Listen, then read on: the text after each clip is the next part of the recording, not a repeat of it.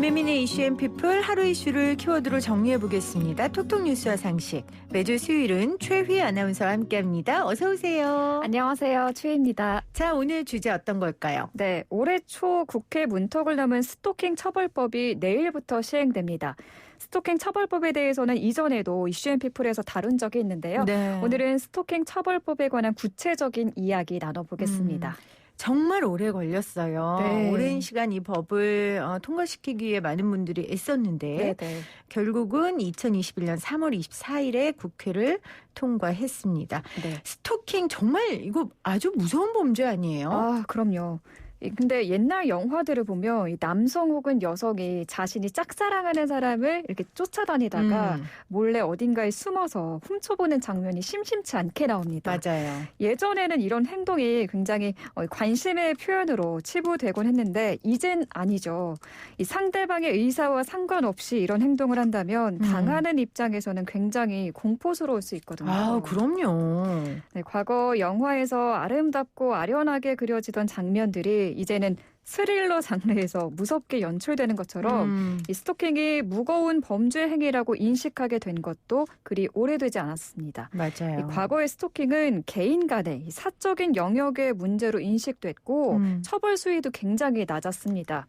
하지만 스토킹은 초기 단계에서 막지 않는다면 이 폭행, 납치, 살인과 같은 강력 범죄로 발전한 가능성이 높은 중범죄입니다.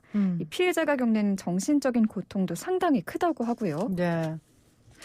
10번 찍어 넘어가지 않는 나무가 없다. 네. 이런 속담이 있는데 10번 찍으면 잡혀갑니다.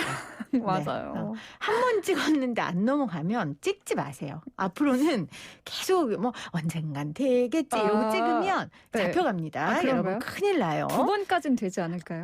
2번, 그것도 상대방을 봐야죠. 상대방이 첫 번 딱 찍었는데 굉장히 강경하게 원치 않는다라고 의사표현을 분명히 했다면 2번째도 잡혀갑니다. 맞아요. 네. 한 번으로 끝내야죠. 그럼요. 절대 여러분 하시면 안 됩니다. 이거 굉장히 심각한 게 여러분 스토킹 그게 있을 수 있는 일이 아니야 하실 수 있는데 올해 초에 발생한 이 세모녀 살해 사건도 결국 스토킹이 시작이었어요. 네, 맞습니다.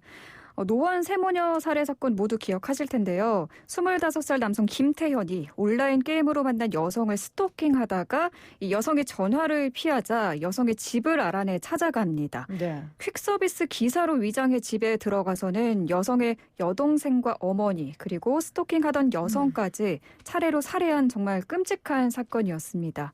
현재 김태현은 1심에서 무기징역을 선고받고 항소한 상태입니다. 또 이 밖에도 최근 한 30대 남성이 즐겨보던 인터넷 방송에서 강제 탈퇴를 당하자 네. 앙심을 품고 해당 방송 여성 BJ의 개인정보를 알아내서 이 문자로 협박을 해오고 스토킹을 해오다가 BJ의 어머니를 찾아가 살해한 사건도 세상에. 있었습니다. 정말 너무너무 끔찍한 일이에요. 그런데 더 심각한 건 이런 스토킹 범죄가 계속 늘어나고 있는 거거든요. 네, 스토킹 신고 건수가 매년 증가하고 있습니다. 경찰청 통계를 보면 2018년 2,770여 건에서 2020년에는 4,500여 건으로 약 2배 증가했고요. 올해 신고된 스토킹 피해는 지난달까지 6천 건으로 지난해 같은 기간보다 70% 늘었습니다. 하지만 지금까지 스토킹은 앞에서도 말씀드렸지만 이 경범죄로 분류돼서 10만 원 이하의 벌금 수준에 머물면서 이 처벌 수위가 낮다는 지적이 계속돼 왔습니다. 그렇죠. 스토킹이 경범죄로 치부하다 보니까 처벌 수위가 낮을 수밖에 없었는데 저는 저희가 방송에서 참 그 얘기 많이 해요. 이 안전의 위협 때문에 20대들이 연애를 못한다.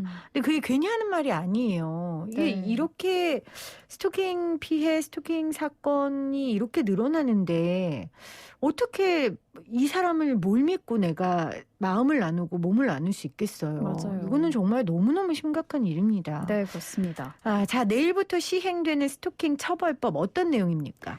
네, 먼저 스토킹 처벌법에서 규정하는 스토킹 행위는 다음과 같습니다. 이 상대방이 원치 않는데 접근하거나 따라다니는 행위, 주거지 등 부근에서 기다리거나 지켜보는 행위, 우편이나 전화, 인터넷으로 물건이나 글, 영상을 보내 공포감을 주는 행위, 주거지 등 부근에 놓인 물건을 훼손하는 행위 모두 스토킹 행위에 해당되고요. 이 스토킹 행위가 반복되면 스토킹 범죄로 규정됩니다. 스토킹 행위를 신고하면 경찰이 출동해서 가해자와 피해자를 분리해서 이 처벌을 경고할 수 있고요. 네. 경고를 받고도 계속 스토킹 행위를 하는 스토킹 범죄일 경우 징역 3년 또는 3천만 원 이하의 벌금형에 처해질 수 있고요. 흉기를 사용했다면 처벌은 가중됩니다. 네. 이 피해자는 경찰의 보호 조치를 요청할 수도 있습니다. 또 경찰이 스토커에게 연락 금지나 100m 이내 접근 금지를 명령할 수 있는데요. 이를 어기면 또 처벌할 수 있습니다. 스토킹은 사랑이 아니고 범죄입니다, 여러분. 네. 범죄예요. 스토킹 네. 당하시는 분들도 절대 한번 봐주자. 그냥 넘어가자. 이렇게 생각하는 게 그 사람을 위해 좋은 일이 아니니까 네. 확실히 경고하고 그렇게 되지 않으면 경찰에게 도움을 요청하시기를 바랍니다. 네. 그러면 스토킹 피해 당사자뿐만 아니라 가족도 보호를 받을 수 있게 되는 거예요? 네, 접근 금지와 같은 피해자 보호 조치가 스토킹 피해 당사자로만 한정이 돼 있어서 피해자의 가족이나 지인은 보호받지 못한다는 문제가 지적돼 왔는데요. 이제는 피해자가 경찰에 요청할 경우 가족이나 동거인도 신변 보호 조치를 받을 수 있게 됐습니다. 네. 처벌이 신속하게 이루어지려면 경찰의 역할이 굉장히 중요할 것 같은데 아무래도 이런 스토킹 범죄에서는 정말 총각을 다투는 위급한 상황이 발생할 가능성이 크잖아요. 네, 맞습니다. 그래서 경찰도 법 시행에 앞서서 대응책 마련에 나섰는데요. 이 스토킹과 데이트 폭력 범죄가 많이 발생하는 50개 지역 경찰서에 스토킹 전담 인력을 시범 배치했고요.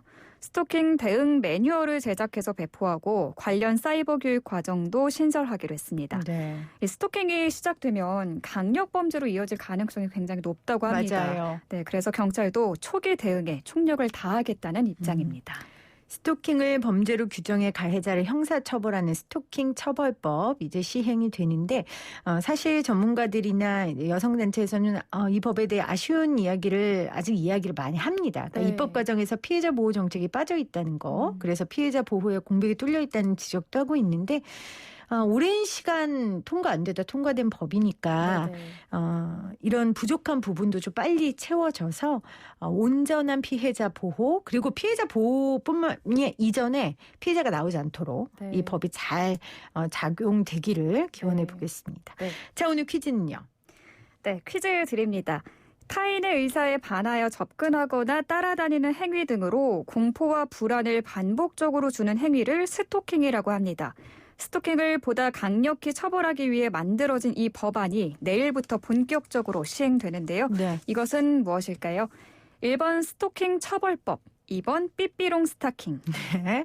자, 이 사안은 너무너무 심각하지만 네. 여러분 퀴즈로선 좀 웃으시라고 우리 최희 아나운서가 센스 있는 보기를 가져오셨어요. 1번 스토킹 처벌법, 2번 삐삐롱 스타킹. 정답 아시는 분 단문 50원, 장문 100원의 유료 문자 샵 0945, 우물정 0945로 문자 보내주시면 저희가 몇 분 추첨해서 선물 보내드리도록 하겠습니다.